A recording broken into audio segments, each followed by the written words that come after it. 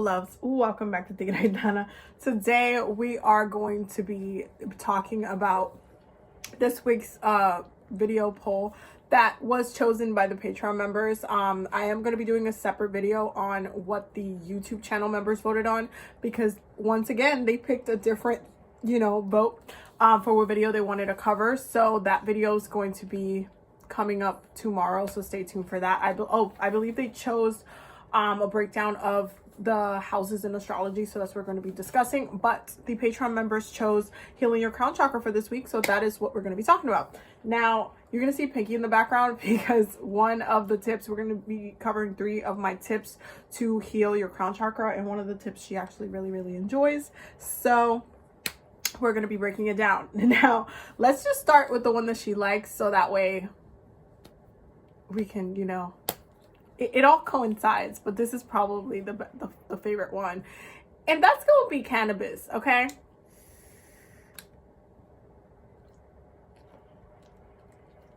so Pink is a very smart dog. She's a Libra, y'all know this. When I smoke, she likes to lick the smoke. Okay, she likes to get the smoke particles, and she's very much a cannabis dog. And she likes to get high and just kind of chill and mellow out and relax.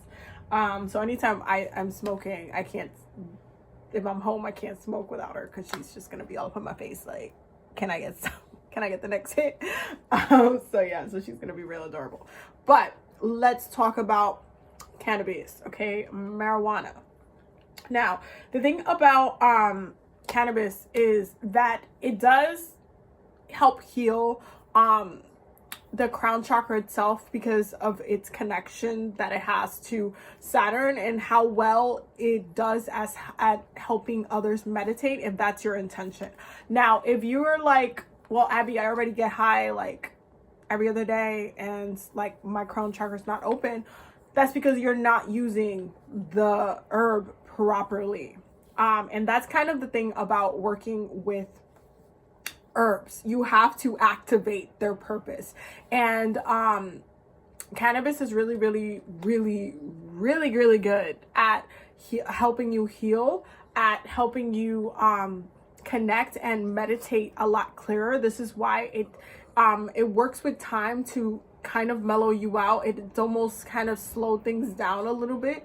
And when you use that through Saturnian energy, because the herb is ruled by Saturn, it's definitely a blessing on its own, but a lot of people like to demonize it. But it's a very time altering herb, I'm gonna call it. I'm not gonna call it a drug, because it's definitely an herb, but it's really good for healing, really good for love, really good for third eye work, vision work, really good for meditation work. And it is something that is very deeply very ruled by Saturn, and the element itself that is ruled by it's water. So you do have this very psychic connection, and this is where the downloads come from when you are smoking, when you are using the herb in whatever way. But you do have to activate it for that purpose. So this is kind of one of those things where you have to know what you're doing, because even when it comes to alcohol and being in different altered states, some of you might know that there are rituals that are done with alcohol for ancestors, for spirits, for loas. Like, there are rituals that are done for and to call them in different stages, in different states, in different altered states as well. And so you have to in order for you to do those things, you have to not only do it with intention, but you also have to be present within that intention. You can't just be like, well, I'm gonna just drink and expect something to happen. That's not really how it works. Same when it comes to marijuana. And so when you are trying to work with weed in order to heal your crown chakra, you have to, again, set an intention before you go in and while you're loosening yourself out. Now, you can do this before or while this is happening, but I would recommend calling on spirit to help you, like, guide you through the process. Or if you want to guide yourself, you can also call on your higher self to do this, because again, this is working with your crown chakra, working with your higher self, calling on your higher self to guide you as well. It's something that you can do. Now, what I recommend in the way that I think that you guys should be using cannabis in your practice as far as healing your crown chakra is when you are in that state that you are, you're a little loose, as I will call it, as I do call it. That's literally what I say when I'm like, when I basically drank and I had, enough for the day. That if y'all ever like hang out with me and we're like drinking or something, there's gonna be a point where I have hit my limit of I'm still having a lot of fun, but I don't want to drink anymore. Because if I drink anymore, I'm just not gonna have fun anymore. It's just gonna turn into another situation, a throw up situation that I don't want to deal with. So me knowing my limit, I call that my I a little loose moment. So I will literally just be like, guys, I have an announcement. And I'll be like, I a little loose, and that's it. I'm good for the night. You don't gotta worry about me. I'm gonna just be chilling. So it's the same way when I'm like smoking. I'm just like, ooh, I a little loose. Like, I'm good. You okay, baby? You want another one? She's so cute. So there is this kind of state where you can either do this if you know yourself and you're able to be like, okay, I'm high, and then just start kind of directing the narrative and what it is that you want to do and guiding yourself in this process. You can do it that way, or you can set the tone beforehand. So you can call spirit during, or you can call spirit before you do it so they can stay with you through the process and guide you through the process. That is up to you as to how you want to approach that, how you want to, how you feel like you will have the best experience. Okay. Now, if you call spirit beforehand and you say, hey guys, I want to work on doing some crown chakra healing work. So I'm just going to work with, I'm going to work with marijuana today. And please, I'm activating this herb so I can connect and see what is clouding me up in my head, because your head that's where your mind is. Okay. That's where all your thoughts are, all of your downloads. That's where things kind of start to come into play and develop in different ways. And so set the tone, ask like, hey, so I want to know what's blocking me, what's keeping me clouded, how do I remove some of this cloud? Like, you having that conversation and asking for those downloads, asking for spirit to guide you through that process, is then when you're going to get those downloads of spirit saying and showing you and the only thing is that if you do not have your third eye open for this, you're going to be hearing more than you are seeing. So I do recommend, and I always recommend, making sure that all three chakras are, relatively open before, actively trying to work with the vision aspect. Because if you're just skipping chakras and you're like all over the place and you're just like, I just want to open my crown chakra for whatever the hell reason, you're just like, Abby, I want to open my crown chakra. That's what I want to do today. Okay. I have all the other ones a little messed up, but that's the one I want to work on today. And I'm going to be like, all right, well, this is the thing that's going to happen. If you don't have your third eye open, you're going to struggle with the seeing part of it, which can be really frustrating, because if you are actively trying to see what the issue is versus being told what the issue is, it works better when you're able to have those visions. Now, not all the time the downloads come in vision. Sometimes it comes through words, through messages, and just verbal downloads, and that's totally fine. And again, if that's what you want to do, but you can, I would suggest at some point to extend your practice in order to activate your third eye, which, by the way, marijuana is also good for the vision part. So you can actually work on both at once. I'm just saying. So use weed, activate it for the purpose that you want, and try to remove a lot of the cloudiness that lies in your crown chakra. Because the thing that weed does is that it relaxes you enough for you to start seeing things a little bit more clearly. And this is when people get those downloads. And so try to relax, set the intention for the herb itself, and ask for ask for exactly what it is that you want as far as dealing with your crown chakra issues. Because when it comes to the crown chakra, it deals with so many different things. When you have an imbalanced crown chakra, you're dealing with like depression, cloudiness, kind of being a little bit lazy, being hazy, having kind of influx of moods, not being motivated, lacking or feeling lacking of direction and stuff like that.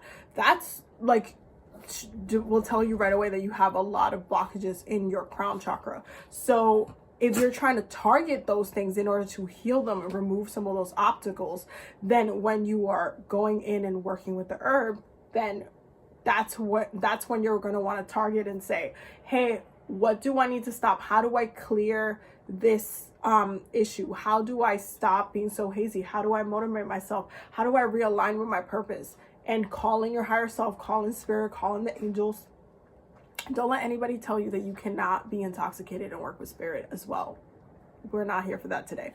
And go ahead and do that work that you need and take the guidance that you're getting, take the downloads that you're getting. You can go ahead and start a crown chakra journal if you wanted to, and write down all the downloads that you're getting, because once your crown chakra is open, your downloads are going to get a lot more clearer, and you're going to just have a lot more stability moving on in the process. Now, my second tip is going to be working with energy, okay? And you can do this in 2 different ways, but we're going to talk about the other way. That's going to be the third tip. But the way that I recommend working with energy work when it comes to the crown chakra, because the crown chakra is, it's a very particular place. Our crown, the top of our head, is a very sacred space. That's why, you shouldn't have too many people touching your head, and you shouldn't really, and this is another reason why traditionally we wrap our head so that way things can't, attack us there. It's like protected. It's a protective like shield on top of our crown, because once you attack someone's crown, like, yeah, you can attack all of the other chakras and have a lot of impact and frustration, but when you attack the crown, that's like a death kill kind of moment, because that's, if you kill the brain, if you attack the brain and you are successful, you have actively destroyed that person's connection to themselves, to their lives, and it creates a lot of problems. So I highly recommend making sure that you are looking at how your practice is as far as protecting your crown, but also working with energy. And energy is one of the easiest ways to heal your crown chakra, like off the bat, one of the easiest ways, because you do so in a different kind of, it's like targeting the body, targeting your spirit and your energy in a, what's the word I'm looking for? In a different way than you would by, you working with herbs or working with crystals or doing X, Y, Z, and B. Like when you're doing energy work, you are actively trying to shift the energy, trying to shift the vibe, trying to recalibrate certain things. And there's different ways of doing this. Working with energy, one way is with Reiki, whether it be Kemetic Reiki or Usui Reiki, which would be seen as traditional Reiki. And Reiki is energy healing at the end of the day. That's really what it is. And so when you're working with Reiki, you're basically, the healer is channeling universal healing energy through their hands, okay? And they're moving their energy through the person that they're healing or themselves, because you can also give yourself Reiki as well. And so anybody can really tap into the universal healing energy without being trained. You should be trained to do so you know what you're doing. However, it's not necessarily something that you need to go through a lot of stuff to learn, because at the end of the day, if you say spirit, or if you want to pick a saint or a deity that happens to be with healing, be like, hey guys, can you please activate my hands for healing? For the next 30 minutes, I want to use my hands to heal myself. If you can please give a channel that healing energy through my hands so that I may heal myself. You can do that as well. It's not limited to a specific practice. Should you get trained and learn and go through Reiki 1 and learn how to heal yourself? 1000% yes. You should know how to do the whole entire process, why it's necessary, why the symbols, like all of these kind of things. Yes, it's really, really important. However, if you are just trying to work on healing yourself, one of the most amazing ways to do so is by going in. You can go ahead and pray over your hands. You could just warm them up and set that intention. You are trying to heal yourself. You are calling on universal healing energy to be activated in your hands so that you may use it to heal yourself. This is not like you have to pay to, get that healing that you need within that time. Like, you don't always have to go through the person who first created the format and the structure for Reiki. Nobody had to teach them how to do it. Like, that's something that they discovered within their practice, and then they shared their best practice with everybody else. However, you can still tap in to the energy itself without kind of going through the process. But just understand what it is that you're doing. If you need help, I recommend getting a session or whatever it is that you need. But if you feel like, hey, you know what, I trust myself, I want to try this, I want to see, it's not going to hurt you. This is not like dark magic or it's not at all that, because you're working with healing energy at the end of the day. So just go ahead, rub your hands together, go ahead and say those words. And then when you're ready, you're going to hold them out and you are going to focus it on your crown. So you're going to move through different areas in your head, from the back to the front, all areas in your head, and you're going to hold it there. You're going to hold it there until you feel a lot lighter. Give yourself like that healing, that energy healing, until you feel like you're good. Like, especially because you want to also, what you're doing this, envision that light coming through your hands, that white light coming through your hands. So that way you are actively closing your eyes and just envisioning that light going through, and what you're touching is completely, it's going in there. It's going into your head from the top of your head, and you're just sending that healing light everywhere that it needs to go. The other way of working with energy healing is through meditation. And this is going to be pretty much one of the easiest ways to do it. And this is something that I do with you guys all the time. You guys know it because I guide you through meditations a lot. But it's to put yourself inside of the golden egg meditation. And this is a really easy meditation. You guys know. And for those who are new, you can always go back to one of the previous weekly healing circles that we do here on the channel. And definitely check those out. But you're just going to close your eyes, visualize yourself inside of a golden egg. The golden egg is divine healing energy, okay? See yourself surrounded by stars. Again, this works really well if you have your third eye open to do this. If you don't, you're going to have to do that third eye work. You can also do this meditation while you're high, okay? And then you are going to just breathe in that divine healing light and then send it to your crown space. You can do that for 15 minutes. You can do that for 20 minutes. You can do it for 5 minutes. It doesn't have to be complicated, but it's a really, really easy way to work with energy in a meditative state. So that's another one for energy healing. Now, this is going to be my third tip, but it coincides with the second one.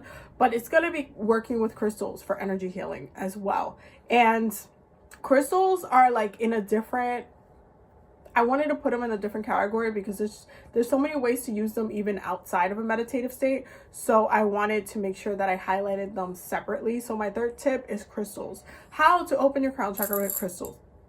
It's definitely not hard to do so, but you do have to make sure that you are actively working with them for the purpose that they are meant for. So one of my specific tip for working and activating and unlocking the crown chakra with crystals would be to use a clear quartz and lapis lazuli. This is just my jar of lapis lazuli that I have. I have like lapis all over the place, but I ended up grabbing the jar. So I work with both of these. One of my favorite things that I like to do is put both underneath my pillow, but charge them with an intention beforehand. So I will do dream work with it, especially if I'm trying to channel messages. Lapis is my favorite crystal to use because it's just so powerful. I've used it for so many different lifetimes, and it just helps with just that divine communication and the messages. It's just amazing. So I love to use these for my upper chakras, especially with like, what do I need to communicate to you guys? What are my ancestors communicating to me? What do I need to know? What is the message? It's just helps for that third eye, and it helps for the crown, and this just amplifies it. Clear quartz always helps to amplify different types of energies, and so I like to use it underneath my pillow. That's one of the ways that I would recommend. However, if going back to tip number 2, okay, with energy healing, one of the things that you can do to amplify the process is if you go in and you lay back, okay, on your bed, and you're going in to give yourself an energy healing session for your crown, you can go ahead and do so, but put this crystal on the top of your head while you're laying back like this. This is something that we do in Reiki, okay? Those who are trained know that we do this. And it just helps to not only amplify the energy, but also start clearing some of the fogginess and the negativity from it. And the crystals have their own energy. They're also going in and doing that work as well. So they're helping do that healing work that needs to be had. So yeah, so those are my 3 tips. I have so many different ways to heal the crown chakra, but those are the ones that I wanted to focus on today because I feel like these are really, really easy tips that you can use and incorporate into your practice. So definitely let me know in the comments if you use them and how they worked for you. Do not forget to join. If you want to be a channel member, the join button will be down below. Don't forget to subscribe and hit the bell so you get notified anytime I upload. And yeah, definitely don't forget to check out the Patreon too if you want to check that out. The link will be down below.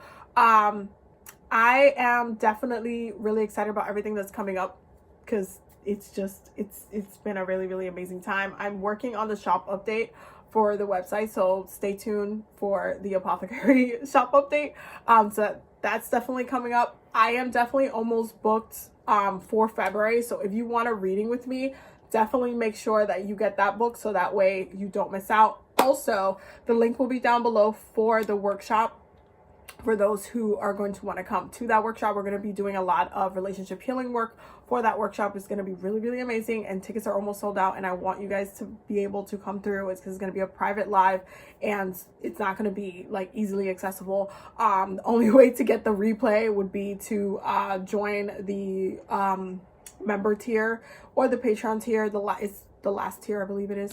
And so I want to make sure that you guys are able to catch that because we're going to be doing a lot of love healing work and relationship healing work, and it's going to be pretty bomb. So that's going to be the workshop for this month. Next month's workshop is going to be posted soon, so you guys will get to see what we're going to be doing on that. I'm really, really excited for March as well.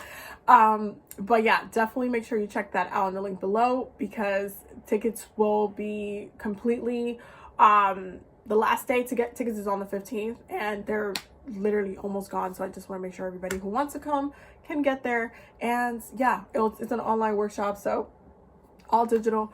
But yeah, I will definitely see you loves in the next video. Hope you have a very beautiful, beautiful night, and